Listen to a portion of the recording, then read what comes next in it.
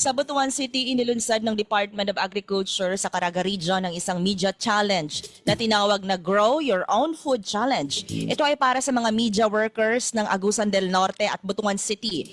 Ayon sa DA, layunin nito na hikayatin ang kanilang media partners na gumawa ng backyard garden at magtanim ng mga gulay. Naglaan ang DA ng pondo para papremyo sa may pinakamaraming tanim at ani. Sa Davao Region, umabot sa 10 mga kumpirmadong namatay dahil sa sunod-sunod na lindol sa Davao Oriental.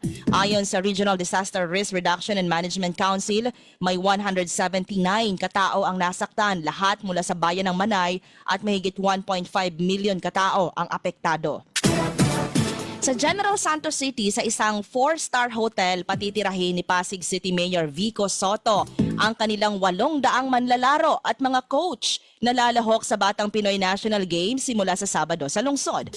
Ang mga manlalaro ay titira sa Greenleaf Hotel simula October 25 hanggang October 31.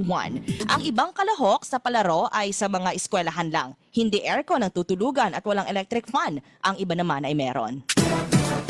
Sa Cagayan de Oro City, hiniling ni Agrarian Reform Secretary Conrado Estrella sa mga Agrarian Reform Beneficiaries o ARBs ng Region 10 na huwag ibenta ang mga lupang kaloob sa kanila ng pamahalaan. Ginawa ni Estrella ang kahilingan matapos pangunahan ang pamamahagi ng titulo ng lupang bigay ng gobyerno sa mga magsasaka.